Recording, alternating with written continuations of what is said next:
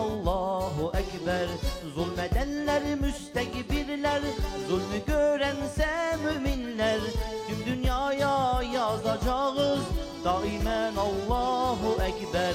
Zulmedenler müstekbirler, zulmü görense müminler. Tüm dünyaya yazacağız daimen Allahu Ekber. En büyük sloganım bu, daimen Allah, Allah, Allahu Ekber.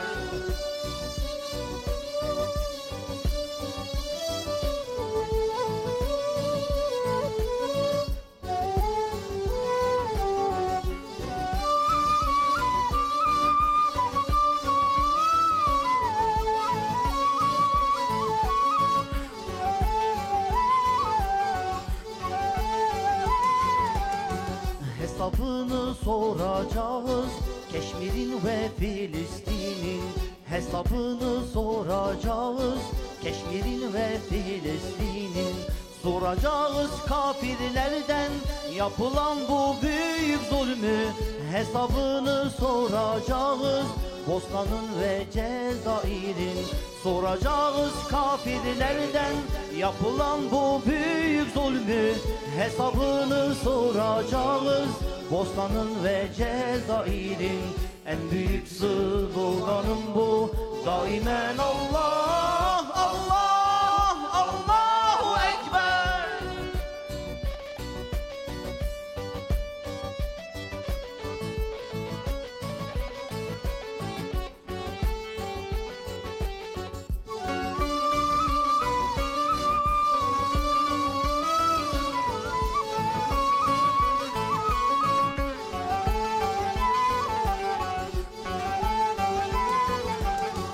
Zulme karşı duracağız, tüm putları yıkacağız.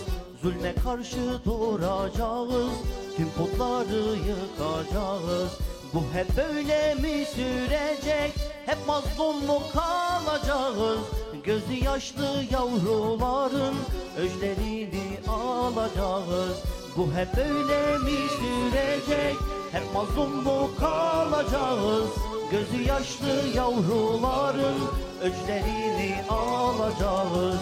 En büyük sloganım bu, daimen Allah, Allah, Allahu Ekber.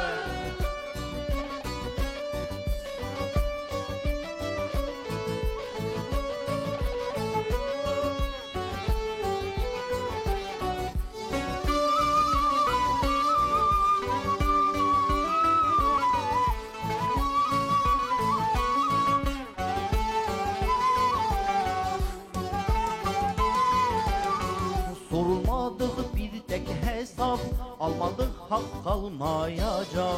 Sorulmadık bir tek hesap, almadık hak kalmayacak. Sanmayın kafirler böyle, hep müminler ağlayacak. Bugün ağlayan yavrular, yarın intikam alacak. Sanmayın kafirler böyle, hep müminler ağlayacak. Bugün ağlayan yavrular, yarın intikam alacak. En büyük sloganım bu, daimen Allah.